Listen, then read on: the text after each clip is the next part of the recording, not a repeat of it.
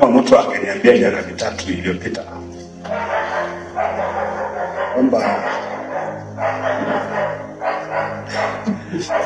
kuna siku nawekwa mbingu,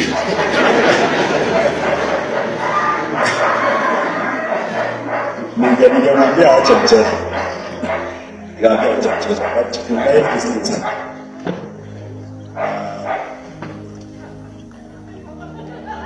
Watu wengi walikasirika kuliko mimi mwenyewe nilikasirika.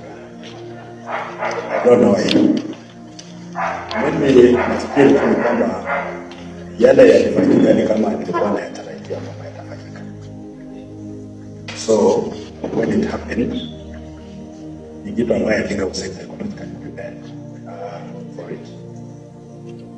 Na I wouldn't blame anybody. Mambo sasa iko kotini, watu tuone vile taenda. Ndugu zangu wanajua hao kwa Berhamo background. Akili wakati niambia nikaa kidogo nikampigia baba simu. Akaniambia bana, mchukua muda mrefu sana kupiga simu. Alafu akaniambia yule mtu ambaye anafikiri anakutesa wewe anajua maisha yako vile imekuwa kweli. Kama angejua hata hangeweza kufikiria kwamba kukufanyia hivyo anakutesa.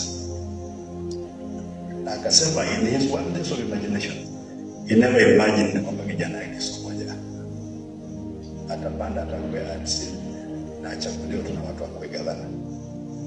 The most unlikely outcome. Na sisi mimi wakati ni sawa kwa national government, nikafika kule upeo wa national administration.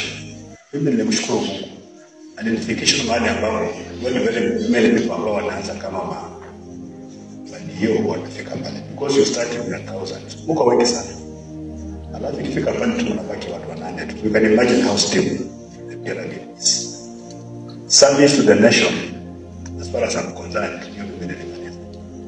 Now I'm back home serving my people, and no amount of threat, no amount of intimidation, no amount of doing what will scare me. I'm going to serve my people with utmost dedication, and I know myself. The things I talk about are not far-fetched. The reality of the lives of our people, and our people, I mean the Kenyan people. Governments are federal government. You've got so many comforts.